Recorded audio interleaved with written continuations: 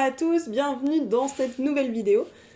Aujourd'hui, je vais répondre à une question qui m'a été posée et qui est celle d'une intervenante, qui me demandait comment est-ce qu'on sait, exactement c'était savoir quand on est dans son cœur.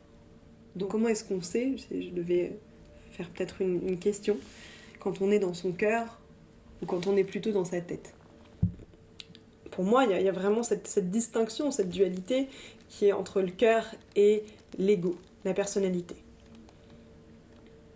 Et pas le mental. Souvent, comme on dit, c'est le cœur ou le mental. Non, pour moi, c'est pas comme ça. Le mental, il peut être vraiment au service du cœur. Hein. Je veux dire, on a vraiment les pensées peuvent vraiment être au service du cœur. On peut nourrir justement les élans qui viennent du cœur. Mais parfois, c'est l'ego, donc c'est la personnalité, Sophie Anastasiades, qui a sa personnalité et donc qui a été blessée, qui donc a besoin, en étant enfant, elle était blessée, donc elle a besoin aujourd'hui d'amour, de reconnaissance, elle a besoin de sécurité, elle va vouloir... Donc elle fait preuve de volonté pour aller chercher tout ça à l'extérieur, pour plaire, pour être aimée, pour justement recevoir ce qu'elle n'a pas forcément reçu, ou qu'elle croit ne pas avoir, en fait. Et ça, c'est le truc tragique. Donc elle va vouloir chercher à plaire, à être et à se comporter selon des critères, selon des standards en fait qu'on t'a appris. Enfin moi je vais me comporter de manière par exemple faut être gentil, faut être poli pour que les gens t'aiment bien, hein, tu vois. Faut être mignonne, faut être tu vois toute cette liste de faux, il faut ci, il faut ça, toutes les injonctions là qu'on se met. Et tout ça c'est les standards, c'est l'ego. Et c'est l'ego qui se met du poids, qui se met des obligations, qui se met tout un tas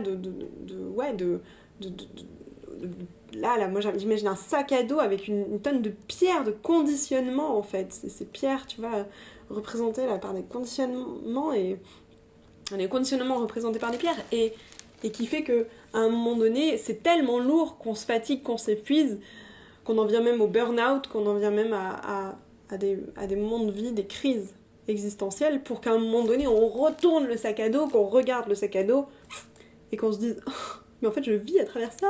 En fait, c'est ça le truc. C'est qu'on laisse pas vraiment passer la vie à l'intérieur de nous, quelque chose qui circule et qui nous dit « et si tu lâchais un peu les rênes ? Laisse-moi faire ». Et ça, c'est le cœur qui dit ça, hein. C'est cette zone-là, en fait. Cette zone qui est là, mais c'est même pas le cœur... la pompe, hein. Je parle pas seulement de la pompe, l'organe, même si c'est très lié, mais je parle vraiment de de ce centre énergétique qui est là et qui est un centre, vraiment, et qui est le centre de notre information, le centre de notre finalement, de l'information qu'on a, et de notre âme en fait.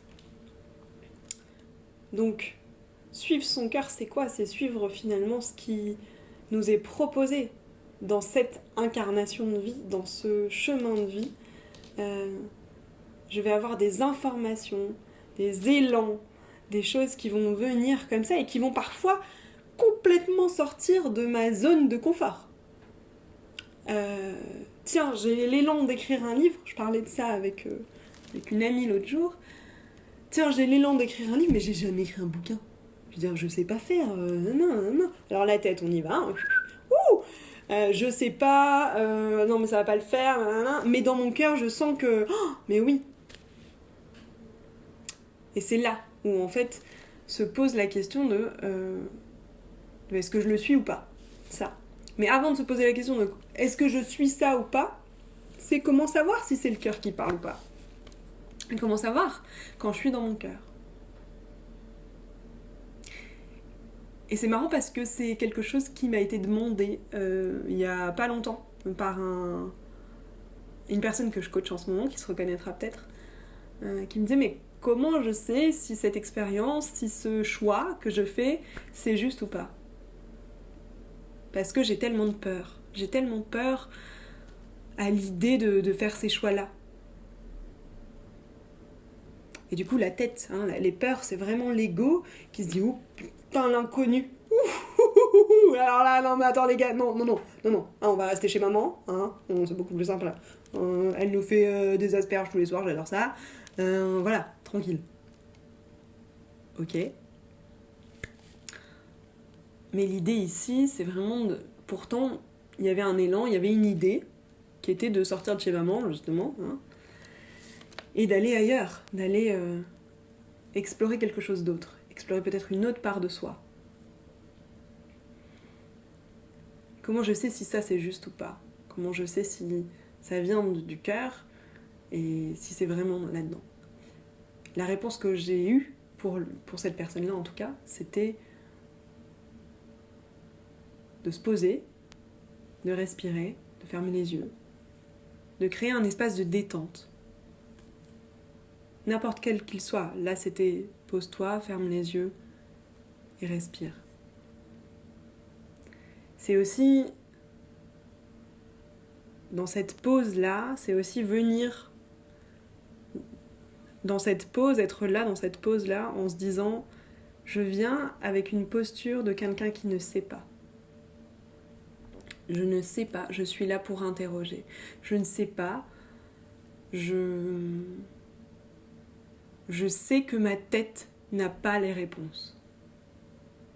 Je sais que ce n'est pas ma tête qui va pouvoir me guider là. Et d'une certaine manière, je rends les armes. » C'est ça finalement, le lâcher-prise, dont tout le monde parle. C'est une posture d'humilité, une posture de sincérité. Dire mais en fait, ma tête ne sait pas. Et j'ai besoin d'interroger autre chose. Quelque chose qui sait, profondément, qui a toujours été là.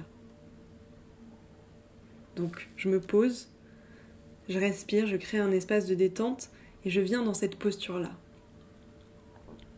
Et là, je sens. Alors, ce que je disais à cette personne, c'était tu vas sentir en fait. C'était vraiment en 2 secondes. Je veux dire, il n'avait jamais fait ça de sa vie. Je dis, ok, tu prends le premier choix là, hein, rester chez maman. Comment ça fait dans ton cœur?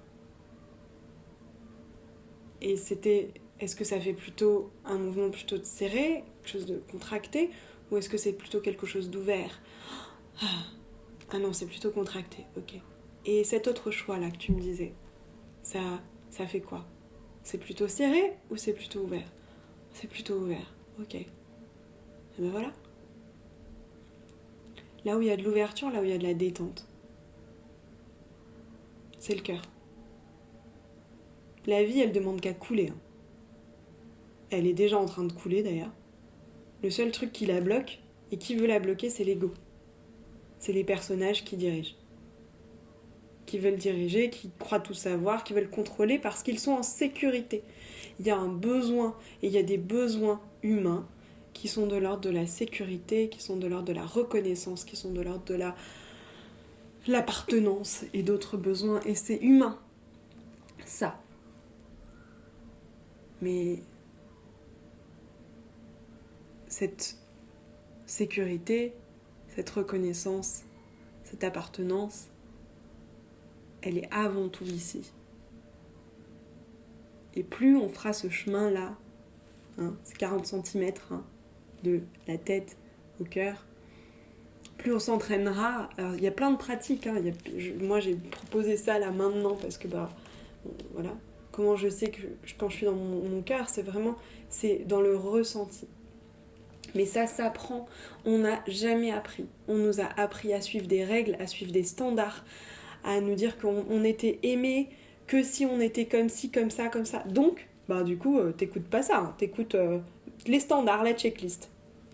Donc t'es mince, t'es poli, hein, t'es sympa, t'es gentil. Hein. Moi je parle pour moi, hein, parce que c'est un peu les standards que j'avais, hein, donc tous les personnages là. Donc ça a créé tout ça en fait. Hein. C'est eux qui étaient aux commandes en fait. Ces standards-là. Ces personnages qui croyaient à ça, à ces idées. Puis un jour, bah, j'étais déprimée. Enfin, tu déprimes si tu écoutes ton ego, tes personnages. Le cœur, il y a ça aussi. Il y a une vraie joie qui se dégage du cœur. Mais pas un truc genre... Enfin, un truc. En tout cas, chez moi. C'est pas de l'ordre de l'extasie ou de la... C'est de l'ordre vraiment de... T'es à la maison, quoi. Il y a une tranquillité, une sécurité, justement. Et il y a plus besoin, là, tu sais, tu sens. Donc l'idée, et c'est pour ça que je vous invite, et que je vais poster des pratiques d'observation de soi, de méditation, de posture où on prend du recul pour savoir où est-ce qu'on est là. Et la plupart du temps, on est dans notre tête. On est dans notre tête. On est dirigé par ces personnages-là. Et l'idée, c'est de prendre du recul et de les regarder et de se dire « Ouh, ah oui, ok. » Donc, en fait, là, c'était plutôt les personnages qui dirigeaient ma vie. Donc, ces besoins de sécurité, d'appartenance, donc tout ça, en fait. Et c'est de la peur. Ces personnages-là, ils sont dirigés par de la peur.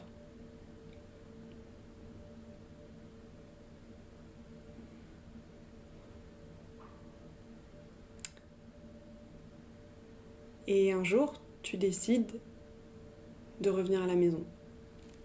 De revenir à...